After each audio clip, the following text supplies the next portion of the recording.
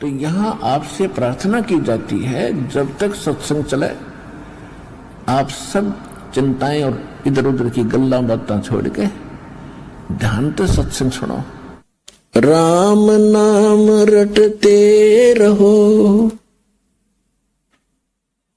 राम नाम रटते रहो, जब तक घट में प्राणे, कब हो तो दीन दयाल के हे बनक पड़ेगी कान। अब परमात्मा की भक्ति में आगे बढ़ने के कुछ फार्मूले हैं जिससे आप स्थिर रहोगे। इन फार्मूलों को, इन पॉइंट्स को आपने याद रखना पड़ेगा। जैसे कुछ भक्त आते हैं,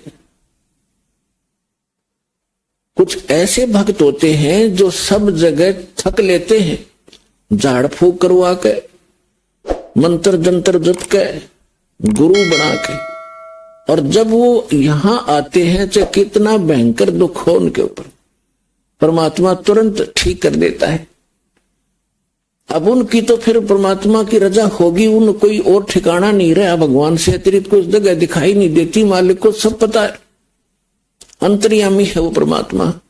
वो दूर तक जानता है कि आने वाली आत्मा क्या उद्देश्य लेकर इस दरबार में आई है, उसी तरह से उसका उपचार होता है।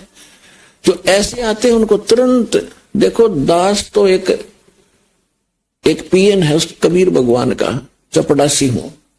आपकी अर्जी दास के पास आती है, दास उस परम पिता की टेबल पर रख देता है। अब उसने यस और नो उस कबीर भगवान ने करनी है, और यहां सेकंडों में होती है। यहां कोई कार्यालय नहीं है, वो साइन होगा फिर वापस आओगी। सेकंड्स के भी कुछ क्षणों में वो सब अर्जी परमात्मा फैसला करता है। तो जो भी आता है, जैसी उसकी अंतःकरण की भावना होती है, दास आपकी अर्जी दास के पास, दास की परमात्मा के पास, तो फिर करना उस मालिक ने है। तो कुछ ऐसे आते हैं उनको तुरंत राहत मिलती है। मालिक को पता कि अब ये कहीं नहीं जाएंगे मेरे बच्चे, सब जगह थक लिए धक्के खा के। कुछ ऐसे आते हैं, हमारे भक्त कहते हैं चलो वहां जाते ठीक हो जाओगे, चलो वहां जाते ठीक हो जाओगे। अब वो आ जाते हैं, दुखी दिन तो आना ही होता है, लेकिन वो जैसे कुछ और रखते हैं कि ठीक है चलते हैं, ठीक हो गया तो ठीक है, नहीं तो नहीं। तो ऐसे नहीं बनती बात। इसलिए दास सबसे पहले आपसे कहता है कि किसी को भी आप प्रेरित करो, अच्छी बात है, क्योंकि भूले को राह दिखाना एक परम कर्तव्य बनता सभ्य नागरिक का। तो ये सब भूले पड़े हैं, लेकिन उनको पहले ज्ञान समझाओ, उनको पुस्तक दो ज्ञान गंगा।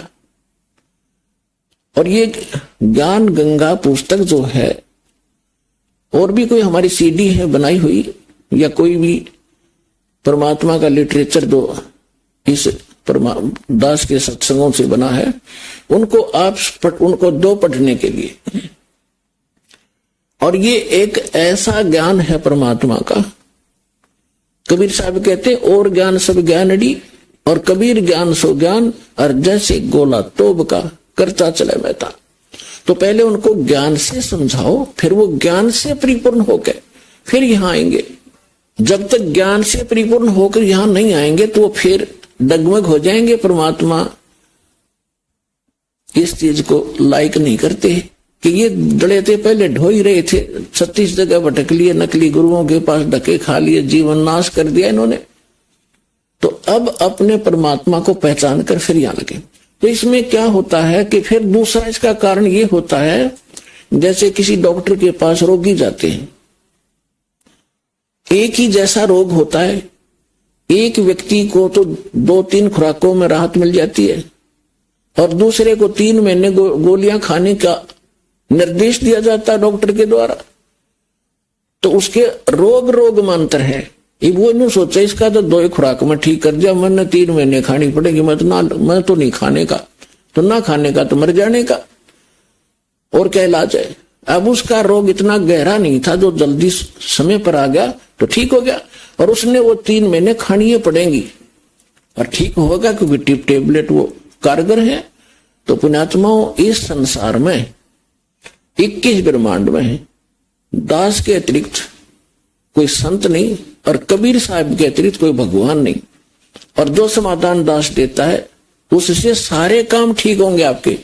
आपके संसारिक सुख, शारीरिक रोग सब दूर होंगे, संसारिक सुख प्राप्त होंगे, संसारिक दुख, मानसिक दुख, भूत प्रेत की बाधा, पितृ बाधा, चाहे किस टाइम भयंकर हो, किसी प्रकार की चाहे घाल तक डाल रखी हो, चाहे चौकी तक छोड़ रखी हो, यहाँ 1 सेकंड का काम है भगवान का।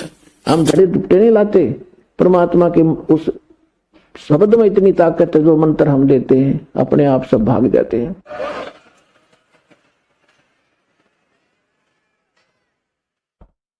फिर कहते हैं धीरे धीरे रे मना, धीरे सब कुछ होवे, माली सींचे 100 घड़ा, समय आवे फल होवे।